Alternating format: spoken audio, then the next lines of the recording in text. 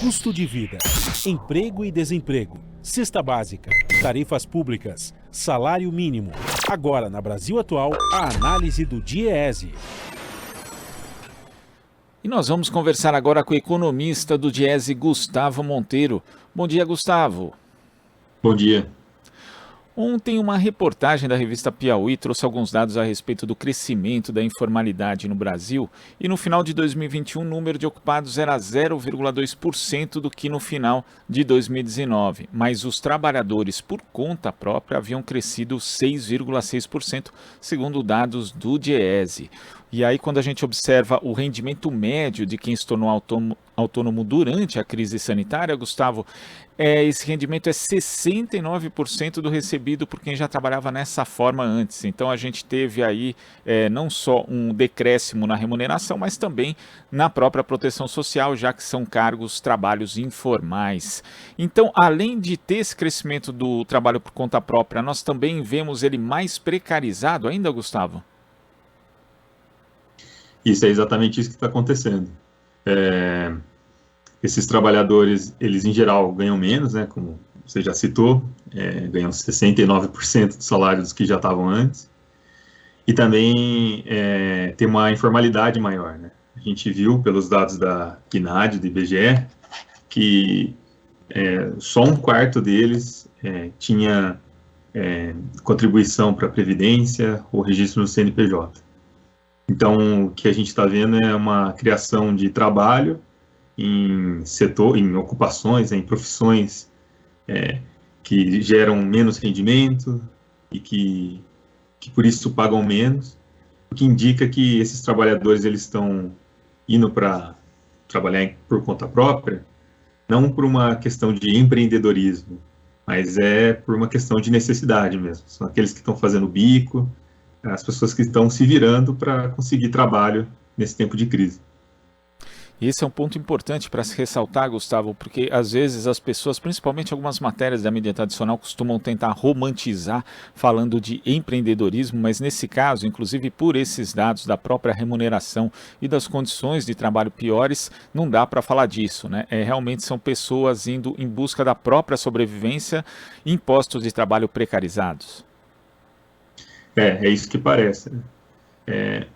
Um dado que a gente encontrou que é interessante é que bastante gente entrou, assim, quando a gente olha as principais ocupações dessas pessoas, tem uma concentração ali nas profissões mais ligadas à construção, ao comércio, que a gente imagina que possa ser o e-commerce, né, que é aquele comércio online, ou então ao setor de serviços, né, principalmente serviços pessoais.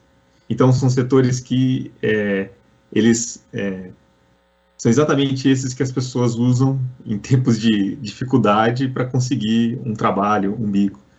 Então, por um lado, tem uma parte que é uma notícia positiva, que é que as pessoas estão conseguindo encontrar um jeito de trabalhar, mas a parte negativa é que esse trabalho que elas estão encontrando, ele está aquém das necessidades das pessoas, né? Ele paga pouco, a pessoa tem que trabalhar bastante, então é uma notícia que tem um lado bastante negativo, assim. Também dificulta, né? Inclusive vendo aqui os setores que estão empregando mais de forma informal, né, durante a pandemia, dos 502 mil condutores de motocicleta, cerca de 40% estavam há menos de 2 anos trabalhando ali por conta própria nesse setor. Então a gente percebe também que existe essa precarização, mas isso acaba dificultando também a própria organização dos trabalhadores, porque na informalidade eles não podem contar com um sindicato, com uma entidade associativa que os represente, e acaba também dificultando qualquer possibilidade ascensional, né, de melhora das próprias condições de trabalho, Gustavo? Sim, exatamente. Na verdade, o que a gente consegue perceber é que é uma recuperação baseada na precariedade, né, do trabalho. Então, não é um trabalho estruturado, não é um trabalho formal, não é um trabalho em setores mais dinâmicos, é um trabalho mais precário mesmo. Então, não surpreende que, por exemplo, o setor, né, os ocupados ali, os motoboys, né, são os motoboys, entregadores, tenha crescido tanto, né? A gente viu isso, né?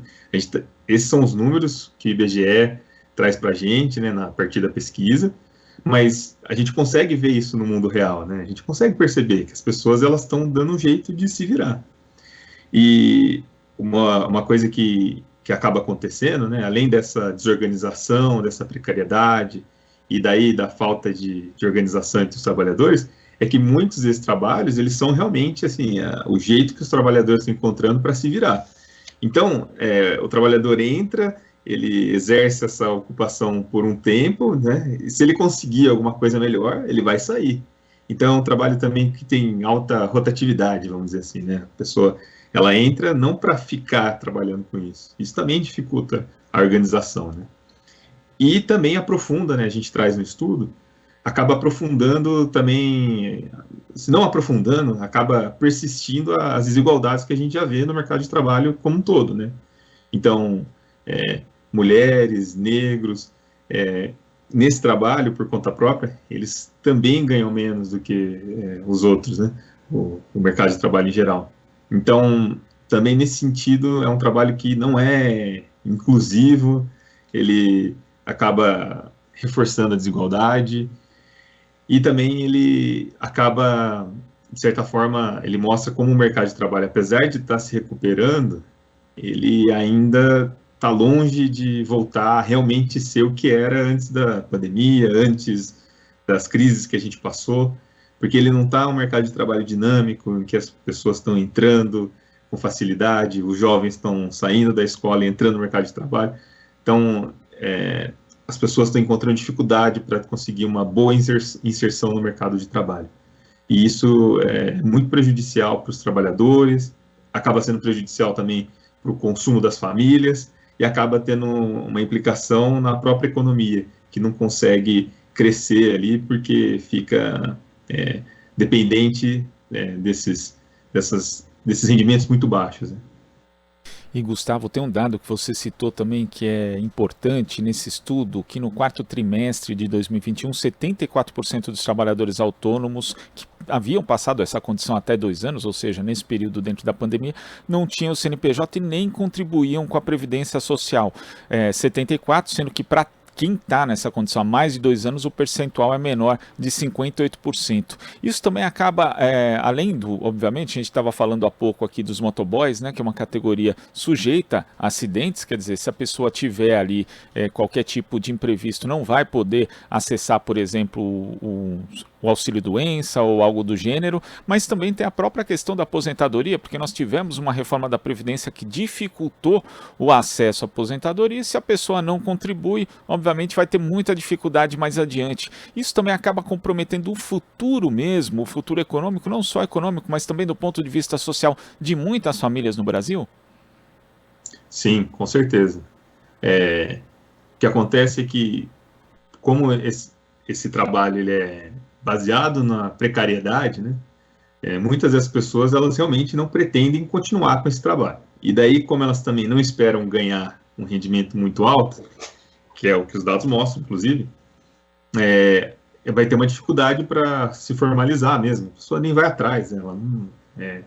Ela está se virando. E daí tem esses impactos que você falou, né? Então tem impacto na aposentadoria mais tarde, na insegurança, né? Se tem um acidente, também não tem acesso a seguro-desemprego. E também no caso, por exemplo, dos conta própria, né? Se a pessoa ela quer realmente empreender, talvez ela precise de um crédito mais para frente, e aí ela vai ter dificuldade para ter isso se ela não tiver formalizada. Então é uma série de problemas que você vai ter a partir dessa informalidade que indicam a precariedade mesmo, né, dessa recuperação que está acontecendo. E é claro que tem impacto, né, tanto no trabalho, tem impacto na economia e tem impacto, claro, na vida das pessoas, né, porque elas estão ganhando menos, elas vão ter que consumir menos. E além disso, a gente está vivendo um período além de estar a crise, né, que a economia não está crescendo como seria de se esperar, ainda tem a alta inflação, que faz com que os rendimentos dos trabalhadores, de todos os trabalhadores, né, e mais especialmente preocupante para esses trabalhadores que estão ganhando menos, eles acabam tendo seus rendimentos comidos pela inflação. Então, realmente, assim, tem essa série de problemas que tem um impacto na vida dos trabalhadores, das suas famílias e da economia como um todo. Gustavo, e para a gente concluir aqui um outro dado do estudo também, a pandemia piorou, como fica evidente aqui, a condição dos próprios informais, desses chamados trabalhadores por conta própria, mas a informalidade já vem crescendo desde antes da pandemia, né? Os dados mostram que os trabalhadores no setor privado sem carteira assinada em 2016 representavam 22% do total, em 2020 já chegavam a 25%, em 2022 alcançaram 26%. Aí a gente tem a combinação de dois fatores, quer dizer, um conjuntural representado pela pandemia e pela própria crise econômica social que o Brasil vive, mas também um estrutural causado por mudanças na legislação trabalhista e também outras atitudes como a própria extinção do Ministério do Trabalho, depois ele acabou retornando, mas dificuldades na própria fiscalização, são dois fatores que colaboram para que esse mercado seja mais precarizado?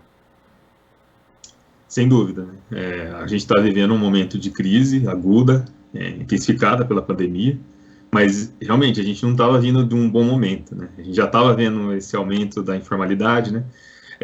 A gente, até mais ou menos ali 2015, estava tendo um processo de formalização do mercado de trabalho, né? Aí a partir de 2015, 2016, 2017, esse processo vai mudando, e daí vai tendo aumento da informalidade, e a gente foi passando por sucessivas crises, né? A reforma trabalhista se insere nesse contexto, e ela prometia a criação de vagas, ela prometia que a flexibilização ia fazer com que os empregadores empregassem mais gente, mas o que dá para a gente falar é que o resultado da reforma trabalhista foi, no mínimo, insuficiente, né? Se é que teve algum resultado, né? Quando a gente olha o que está acontecendo, aparentemente a gente está numa situação muito pior, né? Mas realmente a crise causada pela pandemia, ela só acentuou esses problemas que a gente já vinha enfrentando. Se a gente for lembrar, em 2019, a gente já teve um crescimento do PIB que foi muito baixo, né? Que foi abaixo das expectativas na época. Então, a gente já estava começando, aliás, a gente já estava em um ciclo de dificuldades da economia, de precarização do trabalho. A gente já estava passando por isso. A pandemia, ela só serviu para piorar ainda mais a situação, para deixar a situação mais dramática ainda, né? E daí, agora a gente tem uma recuperação dessa grande queda causada pela pandemia, e a gente está começando a atingir os níveis de emprego, de trabalho, né, e de emprego que a gente tinha no período antes da pandemia. Só que o que esse estudo que a gente está fazendo e outros estudos que estão saindo estão mostrando é que, apesar de o número de trabalhadores estar chegando ao mesmo patamar que tinha antes da pandemia, a situação desses trabalhadores está pior do que antes. Está mais informal, está mais precária, está com rendimento menor.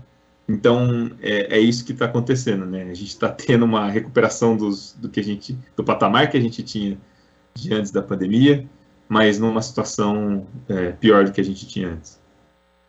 Gustavo, queria agradecer a sua participação, as suas explicações sobre esse estudo tão importante do Diese aqui no Jornal Brasil Atual de hoje. Muito obrigado, até a próxima. Eu que agradeço. Conversamos aqui com o economista do Diese, Gustavo Monteiro.